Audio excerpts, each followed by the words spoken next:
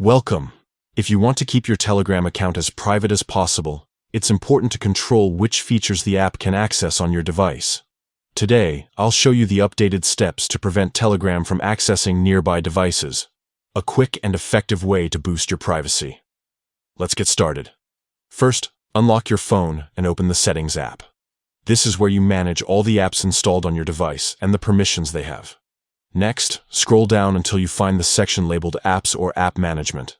Depending on your device, the name might vary, but it always contains the list of all your installed applications. Now, look for Telegram in the list. You can scroll through manually or use the search bar at the top to find it faster. Once you spot Telegram, tap on it to open its app info page. On this page, you'll see several options like storage, data usage, and battery. What we're interested in is permissions. Tap on Permissions to view what Telegram is currently allowed to access on your phone. Here, you'll see a list of different permissions, such as camera, contacts, location, and more. Find nearby devices in the list. This permission allows Telegram to detect and connect with other devices that are physically close to you, which is often used for features like People Nearby or device pairing. To block this access, tap on Nearby Devices.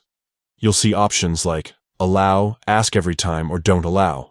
Select Don't Allow to completely prevent Telegram from accessing nearby devices. That's it. By following these simple steps, you've successfully stopped Telegram from detecting or connecting with other devices around you. This means you're less likely to be discovered by strangers using the People Nearby feature, and your device stays more secure. If you ever want to change this setting, just return to the Permissions menu and adjust as needed. Taking control of your app permissions is a smart way to protect your privacy while still enjoying all the features Telegram offers. Thanks for watching, and stay tuned for more privacy tips to keep your digital life secure.